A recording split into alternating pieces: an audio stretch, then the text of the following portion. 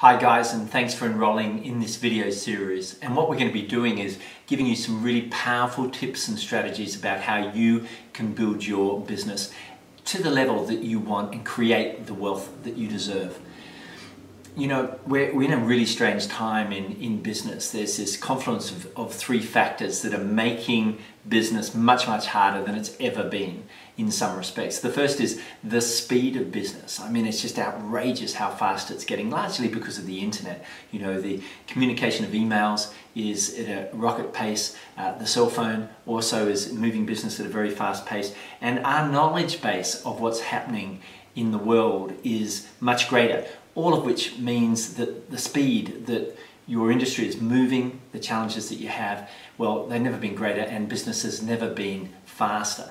The second change is the sheer complexity, once again, somewhat as a result of the internet, but also as a result of the global nature of business these days, and also with outsourcing, the efficiencies are much greater. So business has never been more complex. And then finally, what we've got, of course, you're feeling it, is greater competition. You know, greater competition in two ways. You've got more competitors, but your competitors are getting smarter and they're getting faster as well. So the ferocity of your competition has increased, and also the sheer volume of competitors has increased as well. So what have we got? We've got the speed, complexity, and greater competition coming in and crushing many businesses, so that a common thing that we see is overload. Overload, I've got too much to do, I'm not getting the stuff I need to get done in business, I'm not building my business to the level that I expected. Things are going okay, but it's not exactly what I dreamed of. Well, look, we coach people from all over the world, everything from startups to people who may have raised $100 million to start their business or build their business. And what we're finding is that this overload is a very common thing. So first of all, don't be too irritated with yourself that you got it. There's many good entrepreneurs who are suffering from this stress, this overload. And second of all, what we'll be doing in this series is telling you how you can specifically use tactics and strategies to beat overload and to start growing your business at the rate that you want. So for this first video, what we're going to do is we're just going to talk about 4 primary methods that you can use to reduce the overload and increase the profits that your business generates. Okay, so let's get into it now. And you may want to take some notes here, because you know, later on I'll tell you what our homework will be. So first of all, the first method of countering this and growing a great business is you've got to have a super clear future vision of your business. See, what I see happen all the time is that we start a business with great optimism, we get started, and then we're a year or 2 or 3 in, and we've kind of lost the bigger vision. Why? Because overload has hit us, and we're just trying to survive the day or survive the week or reach a certain amount of income.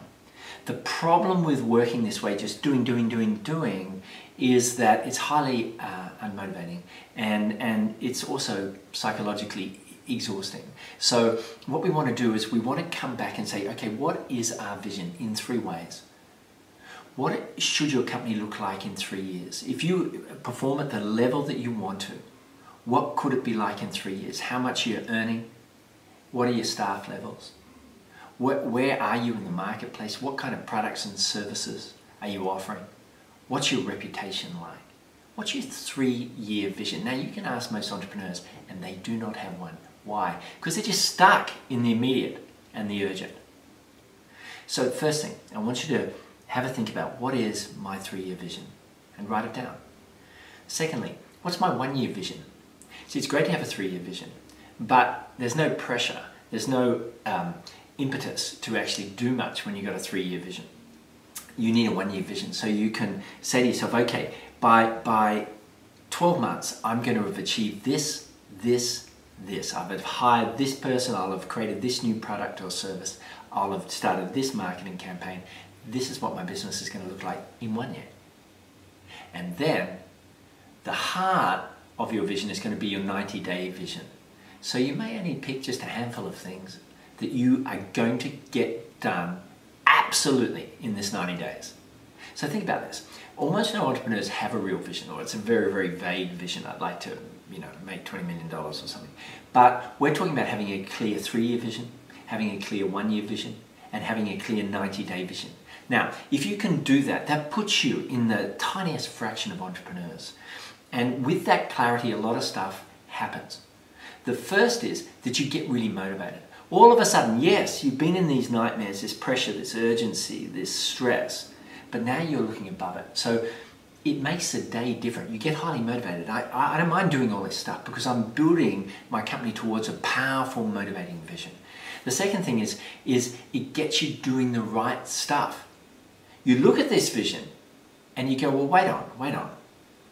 How I'm behaving now, how I'm acting now, how I'm performing now, the tasks I'm doing, the emphasis that I'm putting on certain things in my business, well, that's not going to get me there. It's not going to get me there in 3 years, 1 year, or even 90 days. I've got to reevaluate and have a look and say, okay, this is what I'm going to do now each day if I'm going to reach this 3-year vision. So it changes both your attitude and it also changes what you do each day to have a vision like this. And finally, I'll tell you what else it changes. It changes people's perception of you. Because when you have this larger vision, you talk in a different way, you come across in a different way, you exude a certain charisma that you don't have when you're just working on the little stuff. So first of all, of our 4 methods is really get that clear future vision at those 3 levels. Okay, the next is what I call the Ivy Lee method, the Ivy Lee method. Now, Ivy Lee was a fascinating character. He's one of the leading executives in public relations in the 20s and 30s. So he was a real player of his era. And one of the companies that he worked with was the Bethlehem Steel Corporation, very, very large, one of America's largest steel companies at the time. And a really interesting thing happened. He was working with the head of the Bethlehem Steel Corporation, Charles M. Schwab. And one day he said to Schwab, I've got this incredible technique of getting stuff done in business. And I want to give it to you for free. All I ask is that you try it and you pay me what you actually think it's worth. If you don't think it's worth anything, don't pay me. If you think it's worth a lot, pay me a lot. So Schwab thought about this and he said, okay, what have I got to lose? I'll do it. So he tried this technique, the Ivy Lee method, and here's what happened. A few weeks later, he wrote a check to Ivy Lee for $25,000. Now, I did a little calculation, and if we take 1930 as the date, do you know what $25,000 is worth in today's money? It's worth around $350,000. So Schwab, head of one of America's most powerful corporations, looked at this technique for getting more done and had the integrity to say, you know what, this is worth a fortune. And he wrote him a check for $350,000 in today's dollars. Okay, so what is the technique? Well, it's really, really, really simple. You just write down 6 things that you need to do. And you arrange them amongst the most important. So the most important goes first, second most important goes second, etc., etc. Now here's what you do. You begin the day working on the most important task and you don't move to the second one, if at all possible. You don't move to the second one until you've got that first one actually done. Very, very simple technique, but one of the great industrialists of the 30s paid him the equivalent in today's dollars of $350,000. Now notice, it's only 6, it's not 15 things to do. Second of all, it's doing the most important first, not just working on anything hard. A lot of people are working hard, but they're not working on what counts. And then finally, you keep focusing on it. You don't move on to the others. Brilliant technique. Okay, so next go to the next technique. And the next technique is what I call time compression. So with time compression, what I found is that one of the most powerful laws that exists in business is Parkinson's law. And Parkinson's law is work expands to fill the time allotted for it. So think about that. Work expands to fill the time allotted for it. It's very true, isn't it? You need time compression in order so you do things faster and you get more stuff done. So Ingvar Kamprad, the founder of IKEA, one of the world's richest men, he had this extreme method of time compression, which is he separated his day into 10-minute increments. And he made sure that he got as much done as possible in the 10 minutes. Now, I think that's a bit extreme, but what I'm suggesting you do is that you separate your day into 20-minute increments. So if you've got 10 hours, you've got 30, 20-minute increments in a typical workday. And this is a brilliant technique. I've used it a lot. It's going to really help you. Why? Well, you start doing things quickly. Instead of doing your emails for 45 minutes, you say, I'm going to try and get them done in 20. Or if you've got a phone call to someone, instead of saying, okay, I might spend half an hour on this call, you say, I'm going to try and get this done in 20. Or I'm going to try and get these meetings done in 20. And when you do this, everything happens faster, because the truth is, you know that Parkinson was right, that work does expand to fit the time allotted for it. So compress the time allotted for it, and you'll be amazed at how much stuff you get done. The next result of this 20-minute technique, this time compression technique, is you begin more things. You know you've got a lot of stuff that you should have started, but you haven't. And the reason you haven't is because it's just too hard. You know, it's a painful thing, or it's an irritating thing, or it's a complex thing. So say to yourself, you know what, I'm just going to try 20 minutes on this. See how I get. And often what you find is when you do this, you've broken the back of it, and you can finish the rest of it really quickly. Now, what happens if something's obviously going to take longer than 20 minutes? Well, you might work in several 20-minute blocks, but you force yourself to get as much done as possible in that 20-minute period. And the cool thing is about this 20-minute technique is it gives you energy. You get up and you go, okay, I'm going to, all the way through the day, I'm going to follow this 20-minute technique as much as I can. And all of a sudden, it's like a game. It suddenly energizes you, and you feel good about it. You see momentum, you see progress. It's extremely effective technique that has helped me enormously. So I'd like you to try that time compression with it, separating your day into 20-minute allotments as much as you can. Okay, the final technique for today anyway is serious accountability. Well, what do I mean by that? Well, look, here's the good thing about being in charge of things at your business. No one's telling you what to do. That's great, great freedom. Now here's the bad thing about being in charge of your business. No one's telling you what to do. And the problem with that is the people under you, you're putting pressure on them, you're making them accountable, but who's making you accountable? And often the case is nobody. Now, it doesn't matter how good you are at business. You can get the best business people in the world. And the truth is this, that everybody gets better with accountability. You need someone to report to. So what am I suggesting? I'm suggesting that you find someone that you trust, that you respect, and once a week you have a meeting, let's say at the end of a Friday or on a Sunday evening, and you each hold yourself accountable. You promise, this is what I'm going to do next week, and then 1 week later they say, did you do it? Now, just having someone to be accountable to makes a massive difference. A massive difference. I can assure you, the amount your business will make 6 months after being accountable to someone will shock you. It's amazing. Because too often we let ourselves off the hook, don't we? Well, business is going okay, so we don't push ourselves further. You know, when we started, we had a certain amount of velocity and urgency to what we do, but now we're comfortable, maybe not so much. So that's the brilliance of accountability. Now, I want to give you an example of accountability, and I've just got it off my computer here. It's the questions that one of the world's greatest executive coaches, Marshall Goldsmith, has asked of him almost every day. He said about 80% of his days he does this. He has a call at the end of each day with a friend of his, and they each have a series of questions that they ask.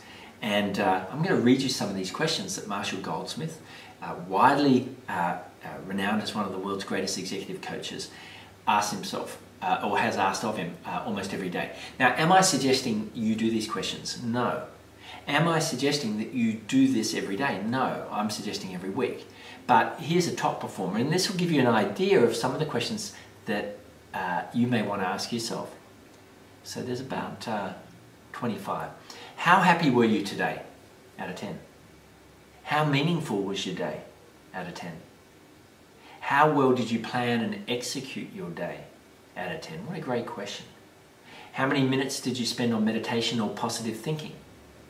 How many minutes did you spend on things you cannot control? How many minutes did you spend watching TV or internet surfing? How many angry or destructive comments did you make? How many times did you unnecessarily try to prove you were right? It's a big thing. He coaches many of the world's leaders, and sometimes that's one of the biggest problems they have, is they prove they're right when they shouldn't. How many of your coaching clients are up to date? He's an executive coach. How many hours did you sleep? How many minutes did you spend walking? How many sit-ups did you do? How many push-ups did you do? Did you take your vitamins? Etc, etc, etc. Last three. How many drinks did you have? He wants to have a certain amount of water. How many times did you floss? Believe it or not, that's what he thinks is important. How many minutes did you spend writing? Because he's one of the biggest selling authors in the world on high performance for executives. So I didn't go through all 25, but you got a sense. And as an entrepreneur, as a business leader, you're probably going to have marketing questions, you're probably going to have time management questions, you're going to have questions about leadership. How much time did you spend with your staff? How much time did you spend with your clients? So you just get that accountability questionnaire done, and you make sure that every week someone you trust and respect that's a peer asks you those questions. Now, if you do that, you're going to be amazed, because if you stay true to it and you tell them the truth, you're going to think, you know, I got to get this stuff done because I promised that person that I get it done. Your accountability goes up and your results go up. So today, and this will be the first of a few videos that we're going to send you, we've talked about the complexity and overload of business, and I've given you 4 powerful techniques that can work. The first is the clear future vision for 3 years, 1 year and 90 days.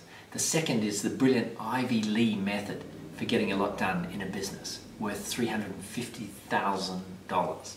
The next is time compression, which is, you know, trying to allocate just 20 minutes to doing every task, or as much as you can in that time. And the third is serious accountability. So your homework, I mentioned homework, your homework, if you'd like to do it, and I really urge that you do, is you say, okay, which one of these would most help me? And what can I do in the next few days to move it forward and create a habit, a ritual to make sure it gets done? I hope you enjoyed this first of several videos we're going to send you on how to build your business and be more effective, get more done and make more money. Have a look out in your email box for the next one as it comes through, and ask yourself, which one of these can I start instituting today to really help me grow my business? I'll see you soon on the next video.